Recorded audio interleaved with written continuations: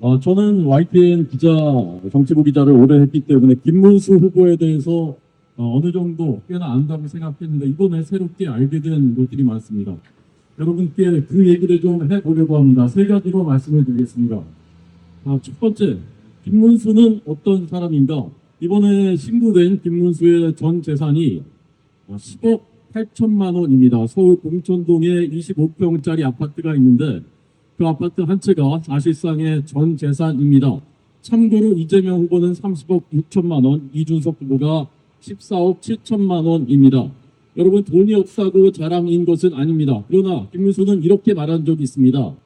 공직자가 규정대로 살면 재산을 불리는 것은 사실상 불가능하더라 라고 말했습니다. 말은 다 많은 사람들이 비슷하게 하죠. 그렇지만 그 말대로 실천한 사람, 그렇게 진짜 살았더니 그렇게 됐더라 라는 것을 보여준 사람이 바로 김문수입니다. 경기도지사 2번 했습니다. 임기가 4년씩이죠. 그리고 장관 했습니다. 국회의원 3번 했습니다. 그렇지만 자신을 위해서 살지 않은 것입니다. 그것을 자신의 공직 생활을 통해서 보여준 것입니다. 자신만 청렴했던 것이 아닙니다. 경기지사 처음 취임했었던 2006년에 당시 경기도 공무원들의 청렴도가 전국의 16개 시도 가운데 안타깝게도 16위였습니다. 그런데 3년 만에 경기도 공무원들의 청렴도가 전국에서 1등이 됐습니다. 임기 마지막 해였던 2014년까지 전국 1등이었습니다. 여러분, 공무원이 청렴하면 누가 좋아지는 줄 아십니까?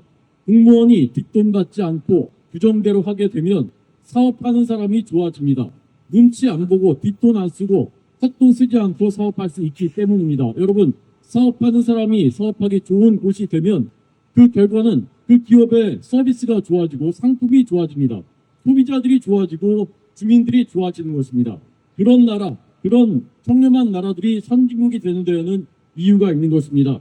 청렴하지 않으면 선진국이 될 수 없습니다. 후진국이 될 수밖에 없습니다. 여러분, 그런 나라 대한민국 이제 만들어야 된다고 생각하지 않으십니까? 두 번째 말씀드리고 싶은 것은 과연 김문수가 경제를 살릴 수 있는 지도자인가 하는 것입니다. 자, 정직하고 청렴한 것은 좋다. 그런데 과연 경제를 살릴 수 있을 것인가? 그 질문에 말씀을 드리겠습니다. 누구나 경제를 살리겠다라고 합니다. 누구나 민생이 중요하다고 얘기합니다. 말은 비슷합니다. 그런데 그것을 실천할 수 있느냐? 그것은 그 방식을 제대로 아느냐? 그리고 그것을 성공시켜 본 적이 있느냐? 여기에서 판가름이 나는 것입니다. 여러분, 이번에 나온 후보들 공약 다 비슷비슷합니다. 말은 다 비슷합니다. 그런데 김문수는 2006년부터 2014년까지 경기지사를 할 때 시장의 원리를 정확하게 알고 그 맥을 짚어서 경제를 살렸었던, 성공했었던 실험의 경험이 있습니다. 그것의 핵심은 바로 규제를 푼 것입니다. 여러분, 규제 때문에 못하는 일이 얼마나 많은지 모릅니다. 우리 지역 이 구로갑에도 시청에서 규제 풀어놓고 나면은 또 구청에서 규제를 하고, 그래서 못하는 일들이 적지 않습니다. 그런데 시민들, 주민들에게는 모두가 정말 시급하게 필요한 일들입니다. 김문수는 경기도에서 규제를 과감하게 풀었습니다. 경기도는 대한민국의 축소판이라고 불리는 우리나라에서 가장 큰 지자체입니다. 규제를 풀었더니 어떤 일이 일어나느냐? 기업들이 투자하기 시작했습니다. 김문수가 경기도지사 하던 시절에 유치한 투자가 무려 100억 원에 이릅니다. 삼성전자가 평택 고덕에 공장을 만들었고, 이천에 있는 하이닉스, 지금은 SK 하이닉스죠. 우리나라뿐만이 아니라 전 세계에서 반도체 업계에서 촉망받는 기업입니다. 이천 하이닉스 공장이 증설했습니다. 그래서 100조 원의 투자가 유치됐습니다. 그것뿐만이 아닙니다. 외자, 해외 투자가 무려 23조 원이 유치됐습니다. 그때는 글로벌 외환위기 와중이었는데도 그렇게 많은 투자가 유치된 것입니다. 그 결과 경기도에서 87만 개의 일자리가 만들어졌습니다. 87만 개입니다. 일자리가 만들어지니까 주민들의 생활 수준이 높아졌습니다. 소득이 올라갔습니다. 법인세가 많이 거치니까 경기도청의 살림살이도 풍족해졌습니다. 그 결과 복지가 확대됐습니다. 여러분, 규제를 풀어서 투자를 유치하고 일자리가 만들어지고 그 결과로 복지가 확대되는 그 성공한 실험이 2006년부터 2014년까지 경기도에서 일어났었던 것입니다.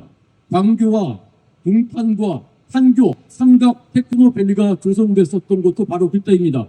놀라울 만큼 혁명적인 변화가 경기도에서 일어났었던 것입니다. 그때의 경기지사가 김문수입니다. 여러분, 시장의 원리를 거스르고서 경제를 살릴 수는 없습니다. 전 국민에게 현금 풀고 지역 화폐를 찍어내고 소득주도 성장한다, 원전을 폐기한다, 이렇게 해서 경제가 살아날 가능성은 전혀 없습니다. 우리가 다 목격하지 않았습니까?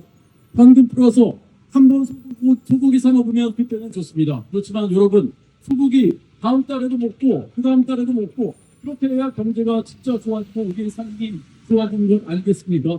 바로 그런 성공의 방정식을 이번에 대한민국에서 이제 다시 한번 펼쳐 봐야 할 때인 것입니다.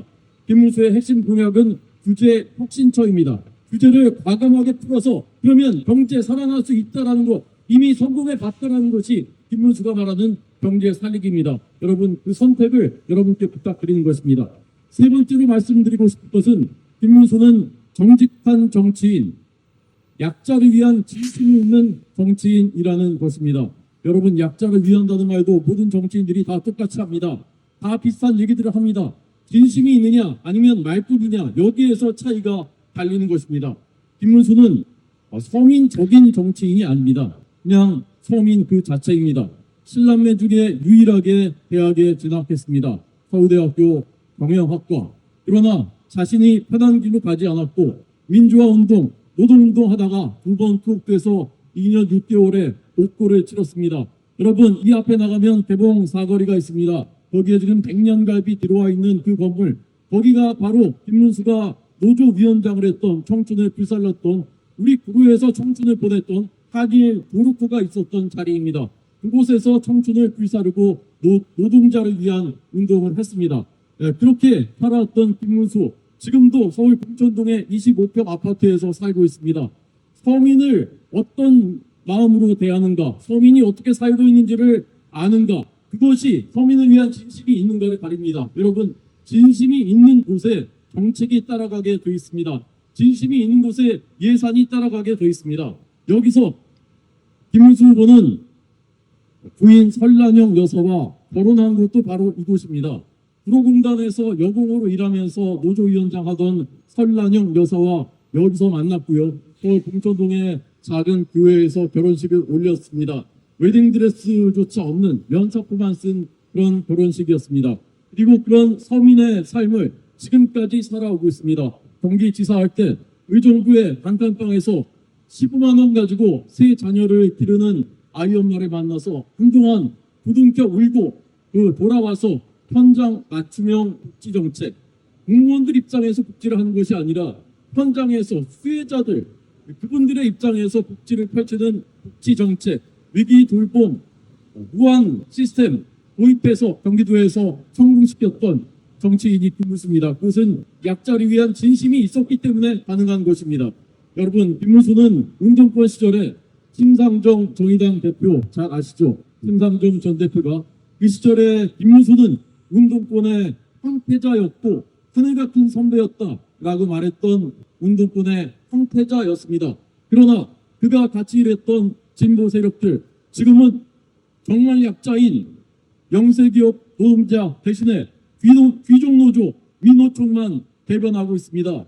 우리 북한 주민들이 그렇게 탄압을 받고 목숨까지 위협을 받아도 북한 주민들의 인권에 대해서는 언급하지 않고 북한 독재 정권만 옹호하고 있습니다. 그런 가짜 진보와 단호하게 결별하고 진짜 약자를 위한 정책을 펼쳐온 것이 바로 김문수입니다. 여러분, 21세기 대한민국은 이제 선진국입니다. 선진국 대한민국에는 정직한 지도자, 단뜻한 지도자가 필요합니다. 경제를 어떻게 하면 살릴 수 있을지 시장의 원리를 정확하게 짚고 그 맥을 짚어서 경제를 살리는 그런 지도자가 필요합니다. 사회적인 약자를 진심으로 위해할 수 있는 그런 정치인이 필요합니다. 여러분, 우리나라 청년들 얼마나 지혜롭고 현명하고 유능한지 모릅니다. 우리 구로갑에서는 이번에 법정 선거운동원 전원이 청년들입니다. 우리 청년 당원들 또 자원하는 청년들이 앞장서서 선거운동을 하는데 저보다 훨씬 잘합니다.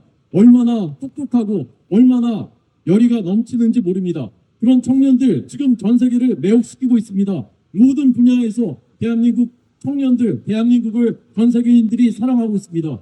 우리 그런 청년들이 전 세계 5위권의 선진국을 만들 수 있도록 해주는 것이 바로 이번 대통령 선거입니다. 여러분, 저희 국민의힘이 또 윤석열 정부가 잘못한 것이 많습니다. 반성합니다. 사죄합니다. 진심으로 사과드립니다. 그렇지만 여러분, 대한민국의 5년을 민주주의를 파괴하고 법치마저 파괴하고 권력이 있으면 다 있던 죄도 다 없게 만들겠다는 그런 세력, 반시장, 반기업 정책을 펼치면서 친국하고 친중하는 그런 세력에게 맡기면 우리 아이들의 미래가 어떻게 되겠습니까?